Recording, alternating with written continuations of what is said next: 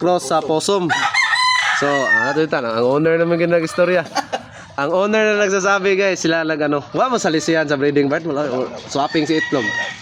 Gipa-incubate sa lain, wala.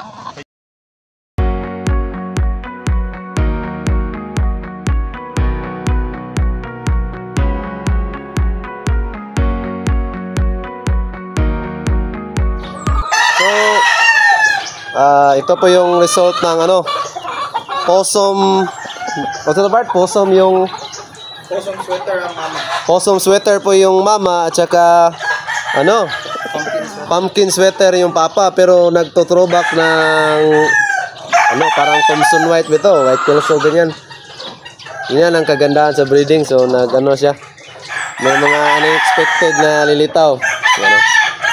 Na-intriga kasi ako mga kalemado dahil galing sa pumpkin at saka ano, possum, may lumabas na puti.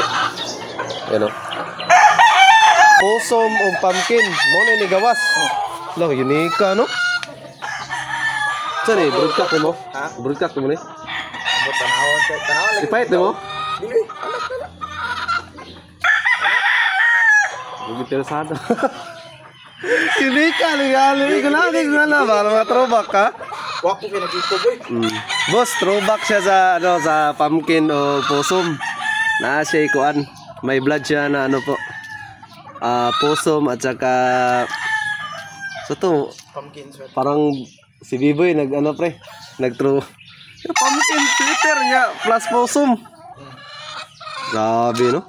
Ito yung possum white ng friend ko, yung possum pumpkin.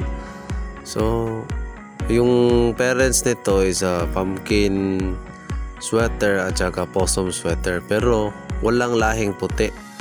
Kusang lumalabas yung puti. Tatlo daw itong puti na lumalabas. So may isang pulet at tatlong lalaki. So yung dalawa na sold out na. Yung isa na lang yung natira. So plano ko itong i-abel sana kasi na pupugian ako sa forma. So na spar natin, maganda yung performance. So yung father nito is a one-time winner at saka yung mother side naman is mga multiple winners po yun, mga kalyamado. So yun lang po, na gagandahan lang talaga ako, nahiwagaan sa breeding niya kasi puti yung lumalabas. So yung mother lang nito is hindi na niya na-recover, so na matay na. So yung natira na lang is yung father niya. Ito yung pumpkin. So pareho talaga ng palong. Tsaka plano natin itong paramihin.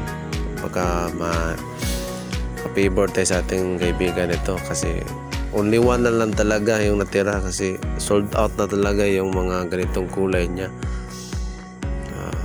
Yun lang po kasi napaka-attractive talaga. Sakto lang yung height tsaka yung mata.